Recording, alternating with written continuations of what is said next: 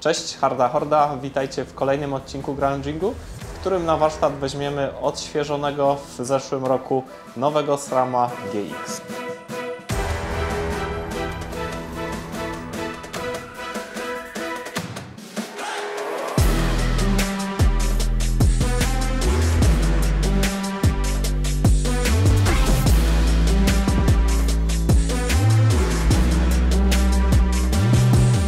Zmiany w nowym GX-ie względem tego, co widzieliśmy już w ubiegłych latach, to tylko drobna kosmetyka, która jednak pociąga za sobą dość istotne zmiany. Dla nas chyba najważniejsze jest to, że nowy GX w końcu wygląda naprawdę dużo lepiej. Jest bardzo poprawiony tutaj design względem właśnie lat ubiegłych.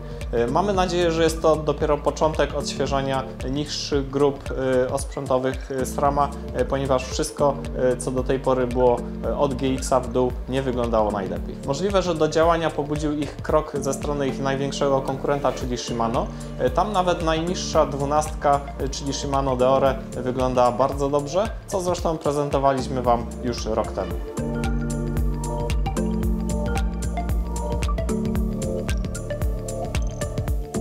Nowy GX na pewno przyciąga uwagę właśnie nową korbą, którą tutaj mam. Nowa korba występuje w dwóch wariantach, czyli aluminiowa oraz karbonowa, ale za sprawą tego malowania, które tutaj widzimy, obydwie wersje wyglądają, prawdę powiedziawszy, jak karbon. Jedyne, co zdradza wersję aluminiową, no to oczywiście wewnętrzna część, która tutaj właśnie ewidentnie wygląda jak aluminium. Warte podkreślenia jest to, że wersja aluminiowa waży tylko około 80 gramów więcej względem tego, co mamy w wersji karbonowej. Producenci reklamują to w ten sposób, że ta korba aluminiowa jest taką korbą, która w wersji aluminiowej zawiera wszystko, co najlepsze. Ze zdjęć producenta można było wywnioskować, że część robocza zębatki wykonana jest z czystego aluminium, podobnie jak ma to miejsce właśnie w korbach Shimano. Na żywo widać jednak, że jest to tylko i wyłącznie inny kolor anody. Tak czy inaczej wróży to trochę dłuższą świeżość tego komponentu i prawdopodobnie nie będzie, przynajmniej z tej części zewnętrznej, widoczne charakterystyczne przetarcie spowodowane właśnie pracą łańcucha. Co ciekawe, testowana już przez nas korba w Treku Pro Caliber miała zupełnie inną zębatkę, była ona w całości czarna oraz nie miała tej charakterystycznej tutaj grafiki.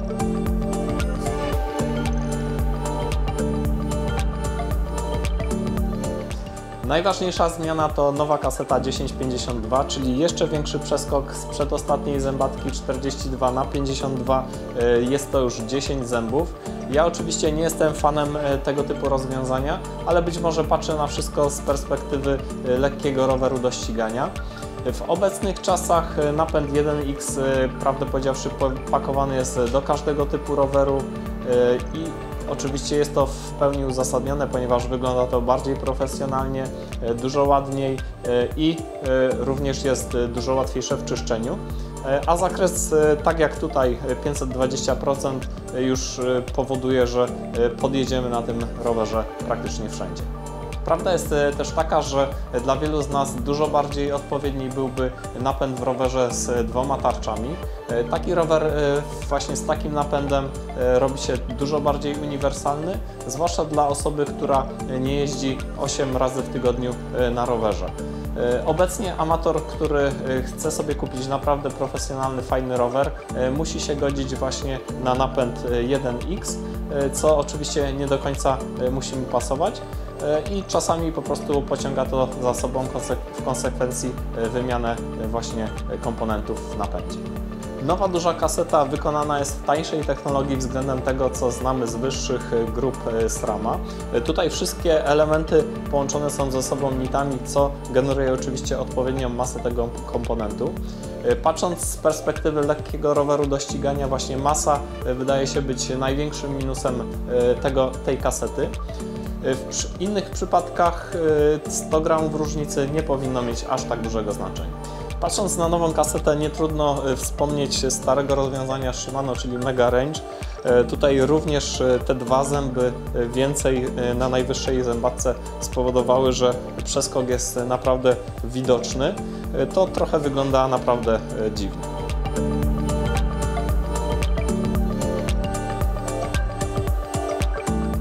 Nowa kaseta pociągnęła za sobą konieczność modyfikacji przerzutki lub dostosowania jej do tego, co znamy z najwyższych grup osprzętowych SRAM-a.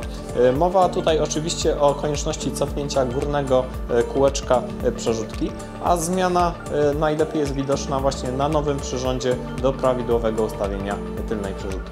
W nowej przerzutce oczywiście nie zabrakło najlepszych technologii, które znamy z przerzutek SRAM-a, czyli takich, które dbają o odpowiednie naciągnięcie łańcucha, dbają o naszą ramę oraz dbają o to, żeby jak najłatwiej było zdjąć tylne koło. Dodatkowo mamy tutaj 14-zębowe kółeczko dolne względem 12-zębowego górnego. Dolne jest wykonane w technologii Narrow White. W nowej przerzutce jednak najbardziej podoba mi się jej kolor. Nie jest to już taki zwykły szary plastik, jest w tym momencie wykonana dużo bardziej szlachetnie, coś na wzór tego, co znamy z najwyższych modeli, takich jak właśnie w Accessie.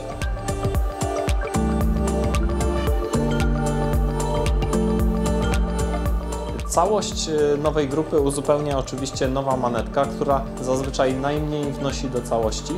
Tutaj jest jednak nieco inaczej. Nowa manetka wygląda obecnie dużo lepiej względem tego, co widzieliśmy w poprzednim modelu. Dużą różnicę oczywiście robi górna część manetki, która wykonana jest z bardzo eleganckiego plastiku. Dodatkowo mamy dolną dźwignię wykonaną z aluminium i klasycznie jak w SRAM-ie jesteśmy w stanie zmienić o 5 przełożeń w górę. Na nowym GX-ie udało nam się już zrobić trochę kilometrów przy okazji testu nowego Treka Pro Caliber. Już wtedy zaznaczaliśmy, że napęd działa bardzo precyzyjnie i trudno oczywiście doczepić się do jakiegokolwiek z elementów. Na pewno jest to zestaw, który spokojnie można założyć do bardzo dobrego roweru do ścigania i na pewno nie będzie on najsłabszym ogniwem, właśnie podobnie jak było to w przypadku testowanego przez nas Treka. Oczywiście, żeby powiedzieć coś rzetelnego o nowej grupie bądź nawet drobnej modyfikacji napędu, potrzeba sporo czasu, sporo kilometrów. Prawdę powiedziawszy, jeden pełny sezon taki bojowy powinien wystarczyć, żeby powiedzieć właśnie coś rzetelnego na temat sposobu działania takiego napędu.